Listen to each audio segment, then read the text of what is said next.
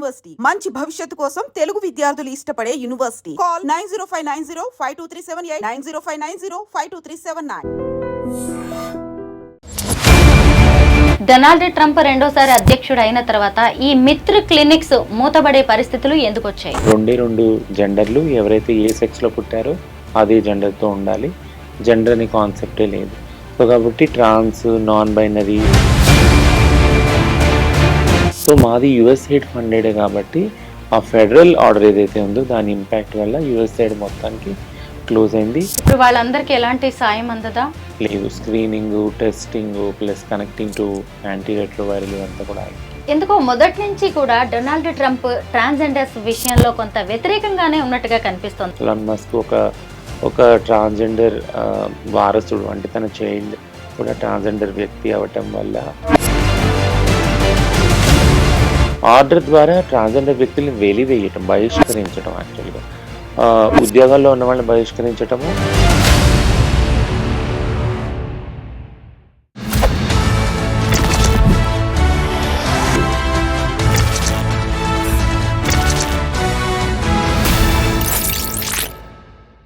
అందరికీ నమస్కారం, నేను Swaroopa Potlapalli. Welcome to trending topic. America అధ్యక్షుడు డొనాల్డ్ ట్రంప్ తీసుకుంటున్న నిర్ణయాల ప్రభావం ఎంత మంది విదేశీయుల మీద ఉంటుందో మనం చూస్తూనే ఉన్నాము. అమెరికా ఆర్థిక సాయంతో హైదరాబాద్తో పాటు పలు ప్రాంతాల్లో నడుస్తున్న ట్రాన్స్జెండర్స్ మిత్ర క్లినిక్స్ ఇప్పుడు మూతబడ్డాయి. వాటి వెనుక కూడా ఉన్నది ట్రంప్ తీసుకుంటున్న నిర్ణయాలే. ప్రస్తుతం నాతో పాటు ట్రాన్స్జెండర్స్ రైట్స్ యాక్టివిస్ట్ రచన ముద్రబోయిన ఉన్నారు. ఆవిడతో మాట్లాడి అసలు ఏం జరిగిందో తెలుసుకుందాం. నమస్తే రచన. మీ క్లినిక్ ద్వారా ఎంతో మందికి మీరు సర్వీస్ చేస్తూ ఉన్నారు. అలాంటిది ఎందుకు ఈ క్లినిక్స్ మూతపడే పరిస్థితి వచ్చింది? అసలు ఏం జరిగింది రచన? మిత్ర క్లినిక్ 2021లో స్టార్ట్ అయిందండి నారాయణగూడలో. అలానే దాని తర్వాత థానే, పూణేలో కూడా నెక్స్ట్ ఇయర్ స్టార్ట్ చేశారు. Mitra clinic fully funded by USAID. So ఇందులో ముఖ్యంగా సేవలు ఏంటి అంటే ఇదంతా హెచ్ఐవి బేస్డ్ ఫండింగ్. హెచ్ఐవిలో one of the targeted community transgender community. చాలా వల్నరబుల్గా హెచ్ఐవి ఎక్కువ ఇన్ఫెక్షను ట్రాన్స్జెండర్ కమ్యూనిటీలో ఉంది. సో దాన్ని అరికట్టడానికి వాళ్ళకి ట్రీట్మెంట్ కోసమని దానికని ఈ క్లినిక్ స్టార్ట్ అయ్యింది బేసికల్గా.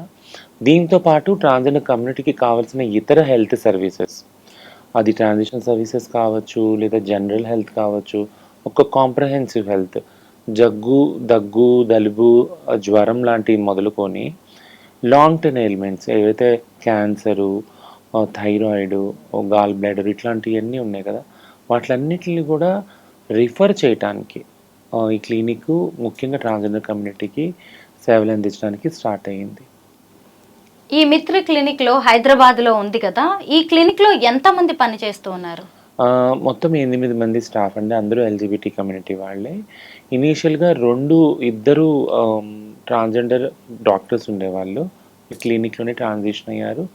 ఆ తర్వాత వాళ్ళని గవర్నమెంట్ తీసుకోవడం జరిగింది. ఉస్మానియాలో వాళ్ళకి ప్లేస్మెంట్ వచ్చింది. ఇప్పుడు పోస్ట్ గ్రాడ్యుయేషన్ కూడా చేస్తున్నారు.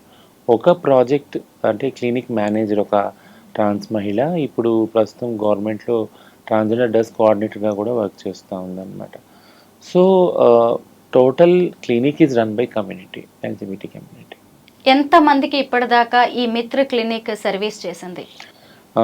4 yearsలో 2021 నుంచి 24లో వరకు మాకు రీచ్ అవుట్ 2000+ వరకు ఉన్నారు. యావరేజ్ డైలీ బేసిస్లో ఒక 10 to 15 క్లయింట్స్ వచ్చేవారు. మంత్లీ 200 to 300 క్లయింట్స్ వచ్చేవారు.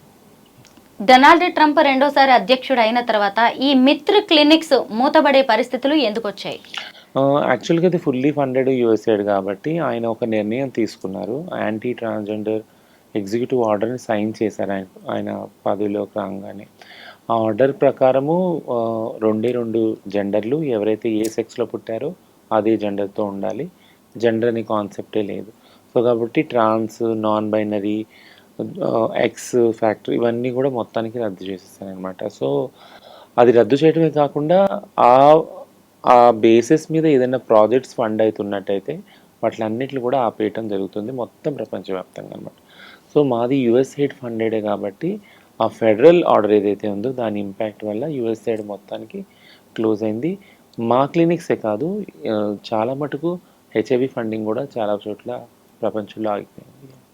ఇప్పుడు వాళ్ళందరికీ ఎలాంటి సాయం అందదా? లేదు, screening, testing plus connecting to anti retroviral ఇదంతా కూడా ఆగిపోయింది. ముఖ్యంగా కౌన్సిలింగ్ లాంటివి ఎక్కువగా చేస్తూ ఉంటారు Yeah, కదా కొంతమంది ట్రాన్సిషన్ తీసుకోవాలి అనుకునే వాళ్ళకి. యా.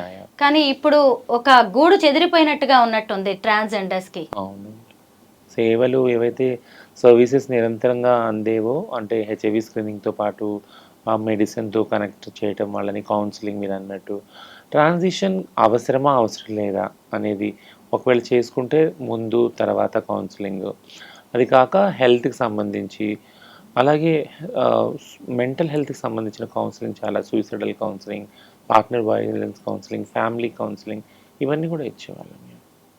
పైగా అక్కడికి చాలా మంది ట్రాన్స్జెండర్స్ వస్తూ ఉంటారు. వాళ్ళ ట్రాన్సిషన్ అనేది అక్కడే జరిగింది కాబట్టి ఒకరికి ఒకరికి బాండింగ్ ఉంటుంది. Yeah. ఇప్పుడు ఏంటి నెక్స్ట్ స్టెప్ ఏమనుకుంటారు? ఒక మెసేజ్ ఆయన సైన్ చేయడంతో పాటు ఇలాన్ మస్క్ ఎవరైతే ఉన్నారో ఆయన ట్వీట్ చేయడం జరిగింది ఏంటి అని అంటే, ఇది అమెరికా ఫండింగ్ కాబట్టి అమెరికన్స్ తెలియకుండా యుఎస్ఐడ్ ద్వారా ఈ క్లినిక్లో ఆడవాళ్ళని మగవాళ్ళుగా, మగవాళ్ళని ఆడవాళ్ళుగా మార్చే సర్జరీస్ జరుగుతూ ఉండేవి అనేసి ఒక మెసేజ్ని అలా ప్రాపగేట్ చేశారు. But which is not true, అది నిజం కాదు. సర్జరీస్ అనేది ఇప్పుడు 2000 మంది నేను చెప్పాను కదా 4 సంవత్సరాల్లో, చాలా తక్కువ మంది, ఒక 10 మంది 20 మంది చేసుకొని ఉంటారు. అది కూడా ప్రాపర్ మెడికల్ ప్రొసీజర్స్ ఫాలో అయ్యి. చాలామంది ఆ మెడికల్ ప్రొసీజర్స్ ఫాలో కాకుండా బయట క్వాక్స్ దగ్గరికి వెళ్ళి ఇష్టానుసారంగా సర్జరీస్ చేంజ్ చేసుకుంటారు. దాని ద్వారా చాలా ఇన్ఫెక్షన్స్ గురయ్యి యూటీఐస్ కానీ, కిడ్నీలో స్టోన్స్ కానీ ఇవన్నీ చాలా మటుకు మోర్టాలిటీ రేట్ తగ్గిపోతుంది. అంటే 70-80 ఏళ్ళు బతికే వాళ్ళు ఒక 50 ఏళ్ళు బతుకుతారు అంతే అన్నమాట. సో ఒక రీసెర్చ్ ప్రకారము ట్రాన్స్జెండర్ యొక్క మోర్టాలిటీ రేటు కూడా తక్కువ బికాజ్ ఆఫ్ దిస్ సర్జరీస్ ఇవన్నీ. సో సర్జరీస్ని ప్రమోట్ చేయడానికి ఈ క్లినిక్ లేదు. సర్జరీస్ ఈ క్లినిక్లో జరగవు. ఒకవేళ సర్జరీ చేసుకోవాలనుకుంటే కనుక బయట ఉన్న ఎవరైనా ఎక్స్పర్ట్స్కి మేము రిఫర్ చేస్తామండి. ఏదైతే ఈ మెసేజ్ వస్తుందో ఈ క్లినిక్లో సర్జరీస్ని ప్రమోట్ చేస్తామన్నది it's completely false. So transgender అనేవారు వ్యక్తులు చాలా మార్జినలైజ్డ్ వ్యక్తులు సమాజంలో.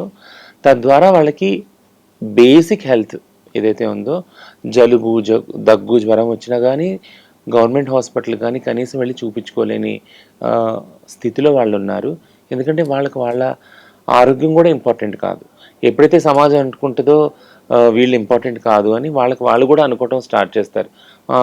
మాకు జలుబు వస్తే దగ్గు వస్తే ఉంది, ఎప్పుడప్పుడు పోయేదే కదా, ఈ జీవితం ఎప్పుడప్పుడు ఎండ్ అయ్యేదే కదా. సో అట్లాంటి వ్యక్తులకి లేదు, మీ ఆరోగ్యం కూడా ప్రాథమికమైంది, మీకు ఆరోగ్య అవసరాలు తీర్చడానికి వసతులు కావాలి అని ఆ ఉద్దేశంతో ఈ క్లినిక్ స్టార్ట్ అయింది.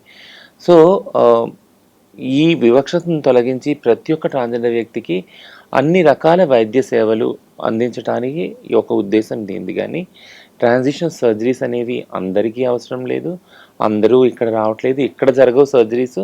ఒకవేళ ఎవరైనా చేసుకోవాలనుకుని ఉంటే అయితే వాళ్ళ కండిషన్ బట్టి బయట రిఫర్ చేసాము, వాళ్ళకి బయటే జరిగినాయి యాక్చువల్గా. యా, మన రాష్ట్ర ప్రభుత్వం కూడా ట్రాన్స్జెండర్ క్లినిక్స్ ఏర్పాటు చేసింది కొన్ని ప్రాంతాల్లో. అవి ఎలాంటి సర్వీస్ చేస్తూ ఉంటాయి? యాక్చువల్గా 4 years ఏదైతే క్లినిక్ సక్సెస్ రేట్ ఉందో, అంటే హెల్త్ అనేది ఒక కాంప్రహెన్సివ్ సబ్జెక్ట్. యాక్చువల్గా హెల్త్ అంటే ఓన్లీ శరీరానికి సంబంధించిందే కాదు, ఎనేబులింగ్ ఎన్విరాన్మెంట్, ఎలాంటి వాతావరణంలో జీవిస్తున్నారు ఆ వ్యక్తి అనేది దాని మీద హెల్త్ ఆధారపడి ఉంటుంది. ఆరోగ్యం చాలా మటుకు వాళ్ళకు ప్రతి ఒక్క వ్యక్తి ఇర్రెస్పెక్టివ్ ఆఫ్ జెండర్, ఆడ మగ ట్రాన్స్ ఎవరైనా కానీ ఎటువంటి మానసిక ఆరోగ్యం ఉంది, మానసిక ఆరోగ్యం ద్వారా శారీరక ఆరోగ్యం ఎలాగా ఇంపాక్ట్ అవుతుంది అనేది హెల్త్ మొత్తం కూడా ఒక ప్యాకేజ్ యాక్చువల్గా. ట్రాన్స్జెండర్ వ్యక్తుల విషయంలో చిన్నప్పటి నుంచి కూడా వాళ్ళు వివక్షతకు గురవుతారు కాబట్టి ఇంట్లో నుంచి నెట్టవేయబడతారు. వాళ్ళ తల్లిదండ్రులు వాళ్ళని ఆదరించరు, అక్క తమ్ముడు అన్న చెల్లిని ఆదరించరు. ఒకవేళ ప్రేమించినా పెళ్లి చేసుకున్నా వాళ్ళు మోసం చేసి వెళ్ళిపోతారు. ఎక్కడ ఉద్యోగాలు దొరకవు. చాలా న్యూనతా భావంతో, ఇన్ఫీరియారిటీ కాంప్లెక్స్ తోటి వెళ్ళి అడుక్కోవాలి, సెక్స్ వర్క్ చేయాలి. ఇవన్నీ బాధలతో ఒక మెంటల్ హెల్త్, చాలా బాధపడి ఇబ్బంది పడిన ఆ స్టేజ్లో పైగా సర్జరీస్ చేసుకుని వాళ్ళ బాడీస్, వాళ్ళ మెంటల్ హెల్త్ ఎఫెక్ట్ అయిన దానిలో అట్లాంటి వాళ్ళకి హెల్త్ అనేది ప్రైమరీ ఇష్యూ, అది కూడా వాళ్ళ హక్కు అని చాటి చెప్పింది ఈ క్లినిక్ 4 సంవత్సరాల్లో కూడా. వేరు వేరు అంటే ఈ హెల్త్ క్లినిక్ ద్వారా తెలంగాణ గవర్నమెంట్ నెగోషియేట్ చేస్తాం, ఒక వెల్ఫేర్ బోర్డు కావాలి మాకు అని. వెల్ఫేర్ బోర్డు వచ్చింది. ఒక లీగల్ క్లినిక్ కావాలని స్టేట్ లీగల్ సర్వీస్ అథారిటీస్ని అడిగాం, వాళ్ళు ఇచ్చారు. ఒక లీగల్ క్లినిక్ స్పెసిఫిక్గా ఇచ్చారు యాక్చువల్గా. ఇది కాక మొన్న రీసెంట్గా లాస్ట్ ఇయర్ 33 డిస్ట్రిక్ట్స్లో కూడా ఇటువంటి క్లినిక్స్ ప్రతి ఒక్క గవర్నమెంట్ హాస్పిటల్లో తెలంగాణ గవర్నమెంట్ స్టార్ట్ చేసింది, వీక్లీ వన్స్. థింగ్ ఏంటంటే ఈ డిస్ట్రిక్ట్ యూనిట్స్ని కూడా మేము ఎట్లా చూసామంటే క్లినిక్స్ని ప్రతి ఒక్క డిస్ట్రిక్ట్ నుంచి ఒక ట్రాన్స్జెండర్ వాళ్ళు సిటీస్కి మైగ్రేట్ అవుతారు వాళ్ళ జెండర్ ఎక్స్ప్రెషన్ కోసం. వాళ్ళున్న ఊళ్ళల్లో వాళ్ళు ట్రాన్స్జెండర్గా బయటపడరు, వాళ్ళ ఫ్యామిలీస్ కానీ ఉన్న లోకల్ వ్యవస్థలో కానీ.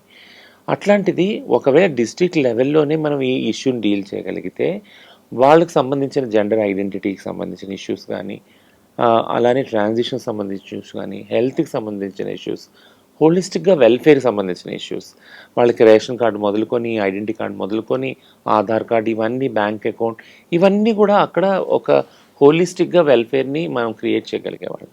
ఒక ఒక సర్వీస్ రెండరింగ్ యూనిట్ లాగా ఇవి ఉండేవి యాక్చువల్గా. బట్ ఇప్పుడు ఏంటి అని అంటే టెక్నికల్గా మా ఏదైతే క్లినిక్ ఉందో అది ఎప్పుడైతే ఫండింగ్ ఆగిపోయిందో మేమందరం స్టాఫ్ కూడా చతికిలబడిపోయాము. ఇప్పుడు మా టెక్నికల్ హెల్ప్ ఏదైతే ఉందో ఈ 33 క్లినిక్స్కి ఇవ్వాల్సింది అది కూడా మెల్లమెల్లగా సన్నగిలుతాం అవుతుంది. సో కాబట్టి ఎట్టి పరిస్థితుల్లో ఈ క్లినిక్ని మళ్ళీగా రీఎస్టాబ్లిష్ చేయాలి, పునరుద్ధరించాలి. అప్పుడు కనుక మనం చెప్పగలుగుతాం సమాజంలో ఈ మనం వేరే వాళ్ళ మీద ఆధారపడకుండా మన సొంత ఫండ్స్ తోటి మన దేశంలో ఉన్న వాళ్ళు మన లోకల్ డోనర్స్ తోటి మనం ఇది నడపగలము. అలానే ఒకవేళ ఈ 33 క్లినిక్స్ కూడా ఇంకా మంచిగా ఎస్టాబ్లిష్ చేయగలిగితే దేశంలోనే తెలంగాణ ముందంజుండి ఆ దేశానికి చూపిస్తుంది ఏంటి అంటే ట్రాన్స్జెండర్ వ్యక్తులకు సంబంధించిన ఆరోగ్య విషయంలో ఇలా డీల్ చేయొచ్చు ఇష్యూస్ అని చూపించే పరిస్థితి ఏర్పడుతుంది. అవును, డొనాల్డ్ ట్రంప్ తీసుకున్న నిర్ణయం అది వాళ్ళ దేశానికి సంబంధించింది. ఏ దేశానికి ఎంత ఎయిడ్ అందించాలి, ఏం చెయ్యాలి అనేది వాళ్ళ చేతుల్లో ఉంటుంది. సో ఇప్పుడు వాళ్ళు వద్దు అనుకున్నప్పుడు దాన్ని ఎవరు ఆపలేరు. కాకపోతే ఇప్పుడు మన రాష్ట్ర ప్రభుత్వం ఏం చెయ్యొచ్చు, అలాగే మీరు ఇప్పుడు చెప్పారు ప్రైవేట్ డోనర్స్ రావచ్చు, స్పాన్సరర్స్ కూడా రావచ్చు అన్నారు కదా, ప్రభుత్వం నుంచి ఎలాంటి సాయం అందితే బాగుంటుందంటారు? ఒకటి, ప్రభుత్వము ఏ సాయం ఇచ్చినా తీసుకునే పరిస్థితిలో మేము ఉన్నాము. అది కాంపోనెంట్ వైజ్గా రెంట్ కానీ శాలరీస్ కానీ ఏదైనా అవ్వచ్చు. హెచ్ఐవి హెల్ప్ అయితే ఉంది, అంటే ఇక్కడ ప్రైమరీ టెస్ట్ చేసిన వాళ్ళకి ఐసీటీసీ సెంటర్లో కన్ఫర్మేటివ్ టెస్ట్ ఇవన్నీ అవుతున్నాయి. అలానే మెడిసిన్స్ ఇక్కడ అవైలబుల్గా అయ్యేటట్టు కూడా గవర్నమెంట్ చేసింది. ఆ హెల్ప్ని అంటే కొనసాగించాలి. ట్రాన్స్జెండర్ కమ్యూనిటీకి హెచ్ఐవిని నివారించాలంటే కనుక ఈ క్లినిక్ ఖచ్చితంగా గవర్నమెంట్ హెల్ప్ చేయాలి. సో అది ఏ రకంగా చేసినా పర్వాలేదు, తీసుకుంటానికి రెడీగా ఉన్నాము. అది కాకుండా లోకల్ డోనర్స్ ముఖ్యంగా నేను చెప్పేది ఏంటి అంటే ఏ కాంపోనెంట్ వైజ్ అయినా కానీ ఏదైతే యుఎస్ఐడ్ ద్వారా వచ్చే ఫండింగ్ ఉందో సిమిలర్గా ప్రతి ఒక్కళ్ళు తలా కొంచెం వేసుకొని ఈ మిత్ర క్లినిక్ని నిలబెట్టగలిగితే, లోకల్గా మనం దీన్ని స్ట్రెంథెన్ చేయగలిగితే ఆ ఒక్క క్లినిక్ స్ట్రెంథ్ అవడే కాకుండా మొత్తం 33 క్లినిక్స్ కూడా టెక్నికల్ సపోర్టు ఇచ్చి ఇంకా ఫర్దర్గా ట్రాన్స్జెండర్ హెల్త్లో మనం చూపించగలుగుతాం. అంటే ఫర్దర్ ఒక ఒక ఒక ఒక ఒక రోల్ మోడల్గా మనం చూపించగలుగుతాం హెల్త్ అనేది, ట్రాన్స్ హెల్త్ అనేది ఎంత ఇంపార్టెంట్, ఎలా డీల్ చేయొచ్చు అనేది. ట్రాన్సిషన్ కోరుకుంటున్న వాళ్ళకి, అలాగే హెచ్ఐవి ఎఫెక్టెడ్ ట్రాన్స్జెండర్స్ ఎంతో మందికి అసలు ఒక గూడులాగా ఇది ఉపయోగపడింది. అందులో మీరైతే పెద్ద దిక్కులా ఉన్నారు ఇన్ని రోజులు. పైగా ట్రాన్స్జెండర్స్ రైట్స్ కోసం మీరు ఎంతో కష్టపడుతూ ఉంటారు, మీ వాయిస్ ఎప్పుడు వినిపిస్తూ ఉంటారు. అలాంటిది ఇప్పుడు మీరు జాబ్లెస్గా ఉన్నారు, ఏం చెయ్యాలి అనే దాంట్లో ఉన్నారు.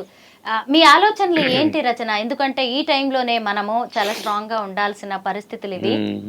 మీరేం ఆలోచిస్తున్నారు ఇప్పుడు? అంటే ఆలోచించినప్పుడు అంటే బాధ కలిగినప్పుడు నవ్వు వస్తుంది నాకు. I don't know like why. ఎందుకంటే ఈ ప్రాజెక్ట్ని నేను చాలా క్లోజ్ టు హార్ట్ తీసుకున్నాను యాక్చువల్గా. ఎందుకంటే ఇర్రెస్పెక్ట్ ఆఫ్ నాకు ఎలాంటి శాలరీ వచ్చినా ఏ మనీ వస్తుందో అది వేరే విషయము.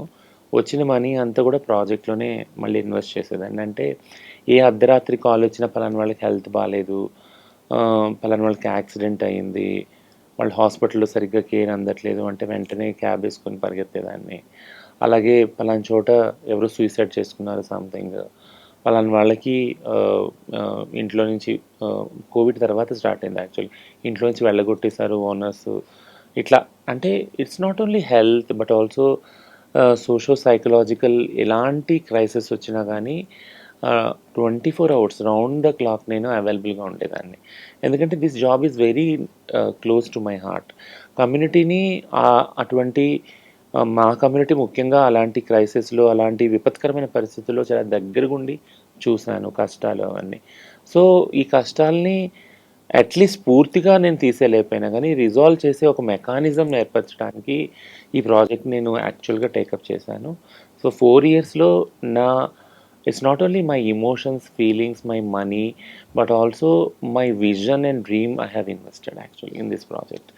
బట్ ఫర్దర్గా ఒక్కసారి ఒక రాత్రిలో ఒక ఆర్డర్ తోటి ఇది క్లోజ్ అయిపోయిందనేది that's really a shock for me actually. Shock and not only shock but ఈ ఫ్యూచర్ విజన్ ఏదైతే ఉందో హెల్త్కి సంబంధించి, ట్రాన్స్ హెల్త్ సంబంధించి ఇప్పుడు ఇది ఎలా పూర్తవుతుంది, దీన్ని ఎలా ఎక్కడి నుంచి స్టార్ట్ చేయాలనేది ఒక పెద్ద ఛాలెంజ్ యాక్చువల్గా. సో నెవర్ లైక్ హోప్ అనేది అయితే లేకపోలేదు. చాలామంది ఎవరైతే అలైస్ ఉన్నారో, చాలామంది ఫ్రెండ్స్, వెల్ విషర్స్ ఉన్నారో వాళ్ళందరూ కూడా ముందుకు వస్తున్నారు. Don't lose the hope, we are there to stand with you voluntarily. మేము మీకు ఏదైనా హెల్ప్ చేస్తామని చాలామంది ఫ్రెండ్స్ వస్తున్నారు. అండ్ థ్యాంక్స్ మీ సముఖంగా వాళ్ళందరికీ చెప్తున్నారు, థ్యాంక్ యూ సో మచ్. మీలాంటి సపోర్టర్స్ కావాలి and I'm so blessed to have you all with me. So ఇప్పుడు సరైన టైం వచ్చింది అనుకుంటున్నాను స్టాండ్ అయ్యి ఈ ప్రాజెక్ట్ని ఎక్కడితో ఆపకుండా, ఈ క్లినిక్ని ఎక్కడితో ఆపకుండా ఫర్దర్గా ఒక 5-10 ఇయర్స్ సస్టైన్గా అయ్యే ప్రాసెస్ని మనం థింక్ చేయాలి అనేసి అనుకుంటున్నాను. యా, మిత్ర ట్రాన్స్ క్లినిక్స్ ముఖ్యంగా హైదరాబాద్లో ఉన్న ఈ మిత్ర ట్రాన్స్ క్లినిక్ సక్సెస్ స్టోరీస్ గురించి మనం మాట్లాడుకోవాలి. ఇక్కడ ట్రాన్సిషన్ పొంది చాలామంది ఎన్నో రకాలుగా సక్సెస్ అయ్యారు. చాలామంది అనుకుంటారు ఇక్కడ ట్రాన్సిషన్ తీసుకొని ట్రాన్స్జెండర్స్గా మారి రోడ్ల మీదకి వెళ్ళి బెగ్గింగ్ చేస్తారు, కలెక్షన్ చేస్తారు అనుకుంటారేమో. అలా కాదు, మీ క్లినిక్లో ఇక్కడ ట్రాన్సిషన్ తీసుకున్న వాళ్ళు, అంటే మీ ద్వారా అవేర్నెస్ కావచ్చు, కౌన్సిలింగ్ తీసుకున్న వాళ్ళు సాధించిన విజయాలు చెప్పండి. యాక్చువల్గా నేను ముందే చెప్పాను కదా, మా క్లినిక్లో 3 వ్యక్తులు ట్రాన్సిషన్ అయ్యారు క్లినిక్లోనే. అంటే క్లినిక్ హెల్ప్తోనే క్లినిక్లో జాబ్ చేస్తూనే అయ్యారు వాళ్ళు. 2 transgender doctors, doctor Ruth John Paul, doctor Prachi Rathod. అలానే Preethi Sunanda is the clinic manager. So వీళ్ళు 3 కూడా ఇక్కడ జాబ్ చేస్తూ ట్రాన్సిషన్ అయ్యి ఇప్పుడు గవర్నమెంట్ సెక్టార్లో ఉన్నారు. Doctor Ruth and doctor Prachi ఉస్మానియాలో డాక్టర్స్గా పనిచేశారు. ఇప్పుడు వాళ్ళు పోస్ట్ గ్రాడ్యుయేట్ కూడా చేస్తున్నారు సీట్స్ వచ్చి. ప్రీతి సునంద వచ్చి ఇప్పుడు Telangana state empowerment of senior citizens and people with disabilities transgender department ఏదైతే ఉందో దానిలో ట్రాన్స్జెండర్ డెస్క్ కోఆర్డినేటర్గా ప్రీతి సునంద వర్క్ చేస్తుంది. థింగ్ ఏంటంటే సో ద మిత్ర క్లినిక్ హెల్త్ ఇష్యూసే కాదు, ఇదితో పాటు ట్రాన్సిషన్ అనేది చాలా మినిస్క్యూల్. అంటే 2000 మందిలో చాలా తక్కువ మంది ట్రాన్సిషన్ అయి ఉంటారు ప్రాపర్గా మెడికల్ ప్రొసీజర్స్ ఫాలో అయ్యి.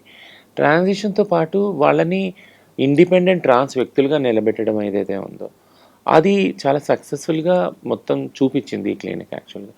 ఈ 3 కాకుండా ఒక 20 trans entrepreneurship programmes across Telangana 9 start చేసాం, అక్రాస్ ఇండియా స్టార్ట్ చేసాం.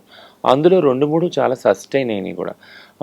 మా క్లినిక్ ద్వారా సపోర్ట్ పొందిన ట్రాన్స్జెండర్ వ్యక్తులు, ఒక ట్రాన్స్ మహిళ ఫిజా ఖాన్, ఒక ట్రాన్స్ పురుషుడు సంతోష్ సిర్రా, వీళ్ళిద్దరు కూడా వాళ్ళ సొంత వ్యాపారాలు పెట్టుకొని ఇప్పుడు సస్టైన్ అయ్యారు.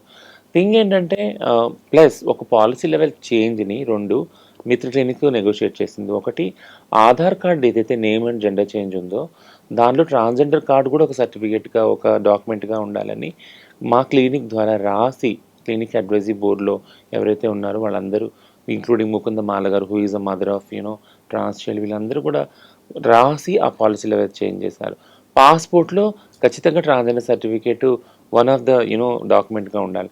So thing is sitting in one clinic we have done a lot of changes అన్నమాట, which we can see now, like ఒక పాలసీ లెవెల్, ఒక ప్రోగ్రెసివ్ చేంజెస్ మనం చూడగలము ట్రాన్స్జెండర్ వ్యక్తుల జీవితాల్లో అని, which is very happy moments for all of us.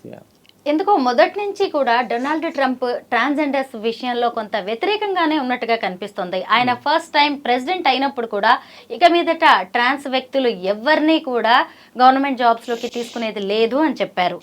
అయితే రెండోసారి ప్రెసిడెంట్ అయిన తర్వాత అసలు ఉన్నవి రెండే జెండర్స్, ఆడ మగ, థర్డ్ జెండర్ అనేదే లేదు. ఇప్పటి వరకు ఆర్మీలో కావచ్చు, విద్య, వైద్య, ఆరోగ్య శాఖలతో పాటు వివిధ సెక్టార్స్లో పనిచేస్తున్న ట్రాన్స్జెండర్స్ని తీసేస్తాం, వాళ్ళని సగౌరవంగా ఇంటికి పంపిస్తామని చెప్పారు. ఎందుకంటారు ఆయనకి ట్రాన్స్జెండర్స్ విషయంలో ఇలాంటి అభిప్రాయం? సో ఇదొక హేటెడ్ ద్వేషం కదా యాక్చువల్గా. అంటే ద్వేషానికి, ప్రతి ఒక్క ద్వేషానికి ఒక రూట్ కాజ్, ఒక డ్రామా ఉంటుంది.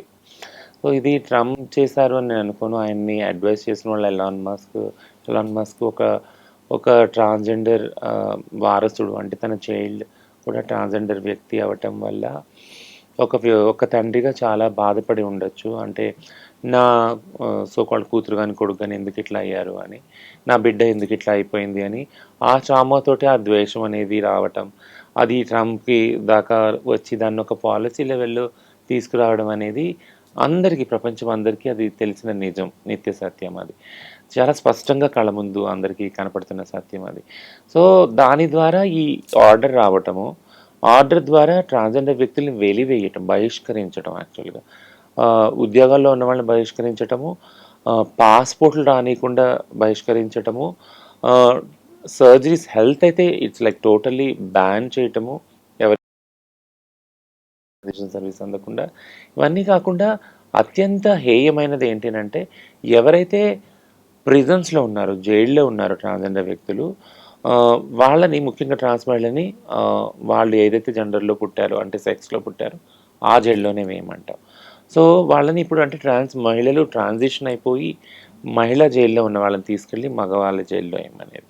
సో దీన్ని యాక్చువల్గా అక్కడ ఉన్న కోర్టు అడ్డుకుంది, ఒక ఆర్డర్ ఇచ్చింది. ఏంటంటే this is a brutal punishment, ఇలా జరగడానికి వీల్లేదు, వాళ్ళకి కావాలంటే మీరు సపరేట్ హోమ్లో వేయండి కానీ పురుషుల జైల్లో అయితే మాత్రం వేయటానికి వీల్లేదు అనేసి ఒక ఆర్డర్ తీసుకొచ్చింది. సో థింగ్ ఏంటంటే, వాళ్ళు చేసే తప్పని తెలుసు, వాళ్ళ ఆలోచన తప్పని తెలుసు, జరిగేది తప్పని తెలుసు, ఇంప్లిమెంటేషన్ తప్పని తెలుసు, మాతో జరిగేది అట్టర్ హ్యూమన్ రైట్స్ వయలేషన్ అని తెలుసు, ఇదంతా యాంటీ కాన్స్టిట్యూషనల్ అని తెలుసు, రాజ్యాంగానికి వ్యతిరేకం అని తెలుసు. బట్ స్టిల్ వాళ్ళు వాళ్ళ పవర్ని చూపించాలనుకుంటున్నారు. They want to show their power which is very authoritative. And ఇది చాలా ప్రమాదకరమైంది. ఎందుకంటారంటే ఇది ట్రాన్స్జెండర్ వ్యక్తులు, ఎల్జిబిటీ వాళ్ళతో స్టార్ట్ అయ్యి ఉండొచ్చు. మిగిలిన మార్జినల్ కమ్యూనిటీస్ కూడా ఈ హేట్రెడ్, ఈ పవర్, అథారిటేటివ్ పవర్ తాకదని మాత్రం మేము అనుకోవాలి. అది తాకే ముందే మనం అందరం అలర్ట్ అవ్వడం చాలా ముఖ్యం. కానీ ఈ మధ్య కాలంలో కూడా ఎల్జిబిటిక్యూ మీటింగ్స్ ఎక్కువగానే జరుగుతూ ఉన్నాయి. ఏదైనా ప్రోగ్రెస్ కనిపిస్తోందా? ప్రోగ్రెస్ అంటే విభిన్న గ్రూపులు ఉన్నాయి. ఎల్జిబిటీలో చాలా డైవర్సిటీ ఉంది. లెస్బియన్, గే, బైసెక్షువల్, ట్రాన్స్జెండర్ వ్యక్తులకు సంబంధించిన వివక్షత వితిన్ ఎల్జిబిటీలో కూడా ఉంది. అంటే హిజ్రాఫోబియా, ట్రాన్స్ఫోబియా అనేది వితిన్ ఎల్జిబిటీలో కూడా ఉంది. వీళ్ళు ట్రాన్స్ వాళ్ళ, వీళ్ళు కొద్ది దూరంగా ఉండాలి, వీళ్ళలాగా అనుకుంటారు మమ్మల్ని కూడా అని, సో కాల్డ్ గే, లెస్బియన్, బైసెక్షువల్ ఫీల్ అవ్వటము. వీళ్ళు చాలా చదువుకున్న వాళ్ళు, వీళ్ళతో మనకేం పదని ట్రాన్స్ వాళ్ళు అనుకోవటం. హోమోఫోబియా అంటే వీళ్ళు ట్రాన్సిషన్ కాలేదు మాలాగా అని ట్రాన్స్ వాళ్ళు అనుకోవటం. ఇది వితిన్ కమ్యూనిటీ పాలిటిక్స్ ఉన్నాయి, పొలిటికల్ డైమెన్షన్స్ ఉన్నాయి, డైవర్సిటీస్ ఉన్నాయి. But this is the tough time. ఇప్పుడు చాలా టఫ్ టైం మన మీద నడుస్తుంది కాబట్టి అందరం ఏకత్రాటికి వచ్చి సమైక్యమయ్యి ఏక స్వరంతో ఎలా ఈ సిట్యుయేషన్ని, ఇలాంటి హేట్రెడ్ని, ద్వేషాన్ని ఎలా ఎదుర్కొంటామనేది మనందరం కలిసికట్టుగా ఆలోచించి చేయవలసిన టైం ఆసన్నమైంది యాక్చువల్. నిజంగా రచనతో మాట్లాడుతుంటే నాకు అదే విషయం అర్థమైంది. ఎక్కడో ఉన్న అమెరికా మన దేశంలో ఉన్న ట్రాన్స్కి ముందుకొచ్చేసి సాయం చేసి వాళ్ళని నిలబెడుతున్నప్పుడు మరి మన దేశంలో ఉన్న మనమందరం ఏం చేస్తున్నామనే ఆలోచన అయితే వస్తోంది. ముఖ్యంగా ఇలాంటి ట్రాన్స్కి రచనతో పాటు ట్రాన్స్ క్లినిక్స్కి మనమందరం కూడా అండగా నిలబడాల్సిన టైం వచ్చింది. రచన, నిజంగానే మీ ఇంటర్వ్యూ ద్వారా మీ సమస్య ఏంటి అనేది ఇంకొంతమంది దృష్టికి వెళ్ళి ఎవరైనా ముందుకు వస్తారేమో చూద్దాం. Thank you so much. All the very best. Thank you.